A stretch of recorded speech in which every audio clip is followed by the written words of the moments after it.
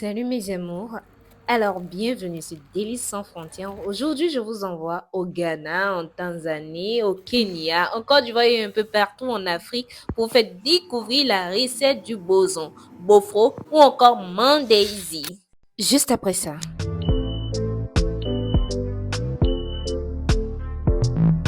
Alors, pour notre recette, nous aurons besoin de 500 g de farine, 250 ml de lait tiède, 20 g de beurre, 150 g de sucre, 10 g de levure chimique, 20 g de levure boulangère, 15 g de cardamome qui est facultatif, 2 œufs et 4 g de sel qui est aussi facultatif. Alors, pour notre recette, nous allons délicatement renverser la farine dans un bol. Ensuite, venir renverser le sucre. Par la suite, rajouter le sel et notre cardamome qui est facultatif, qui est généralement utilisé en Afrique de l'Est. En Afrique de l'Ouest, pas vraiment, mais vous pouvez l'essayer, ça donne un goût épicé, un peu bon. Pour ceux qui n'aiment pas épicé, n'utilisez pas. Et par la suite, on va venir ajouter nos levures chimiques. Après cela, on peut venir maintenant ajouter notre levure boulangère. Une fois tout cela fait, c'est-à-dire tous nos aliments, tous nos ingrédients secs ont été ajoutés, on peut maintenant bien mélanger le tout. Mais avant, n'oubliez pas de bien laver votre main. Vous avez compris? Voilà, donc après cela, on va très bien mélanger le tout. Une fois cela fait, on va venir rajouter nos 2 œufs. Et ensuite, bien mélanger le tout encore. Alors mes amours, n'oubliez pas de me laisser en commentaire comment vous trouvez cette recette, même si je ne l'ai pas encore terminée. Mais likez et partagez. Et puis commentez aussi. Donc on va bien mélanger le tout. Une fois cela a été bien mélangé, on peut venir maintenant rajouter notre lait tiède. Comme je le fais ici. Une fois on a fini d'ajouter notre lait tiède, on va encore bien mélanger le tout. Voilà.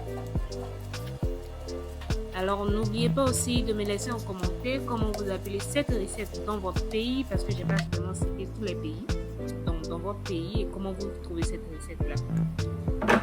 Par la suite, on va ici ajouter le beurre. Voilà, c'est l'ingrédient final.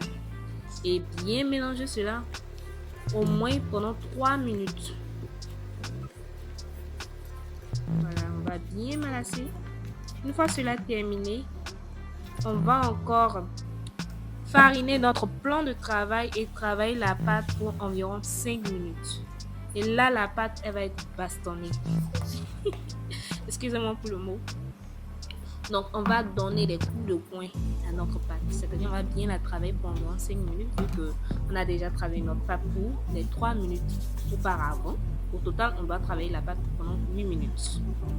Donc ici, les 5 minutes restantes, on va bien travailler notre pâte. Voilà. Comme je fais dans la vidéo, vous suivez cela. Voilà. Si vous trouvez que ça colle, vous ajoutez de la farine et vous travaillez votre pâte jusqu'à ce qu'elle soit bien travaillée. Il ne faudrait pas que aussi vous mettez trop de farine, sinon elle sera lourde et c'est pas bon. On veut une pâte moelleuse, des bosons délicats et moelleux, doux, comme je vous l'ai dit. Une fois la pâte bien travaillée, on va la conserver dans un bocal qu'on va fariner. Voilà, et laisser reposer pendant 1 heure. Donc 1 heure arrivée, on va bien se laver les mains comme vous voyez sur la vidéo là. Et maintenant, voilà, voir comment notre pâte a eu à gonfler.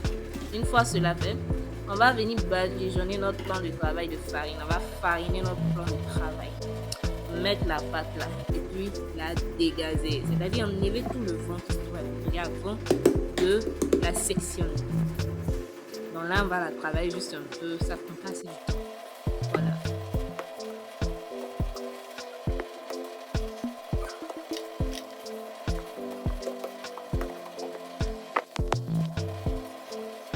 Alors, une fois cela terminé, on va venir maintenant sectionner notre pâte et donner la forme sur le pied.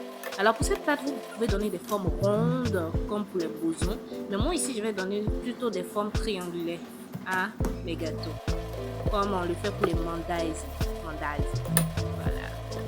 C'est en Tanzanie que ça se dit et au Kenya aussi. Donc là, j'aplatis. Vous pouvez faire aussi comme moi dans la vidéo. Ça vous donne aussi une façon de découvrir. Et voilà nos formes triangulaires que j'ai eu à obtenir. Et on va faire la même chose pour tout le reste de notre pâte. Une fois cela terminé, on va juste venir badigeonner nos gâteaux maintenant de farine. On va fariner nos gâteaux et les laisser reposer pendant 1 heure au minimum. Minimum 1 heure.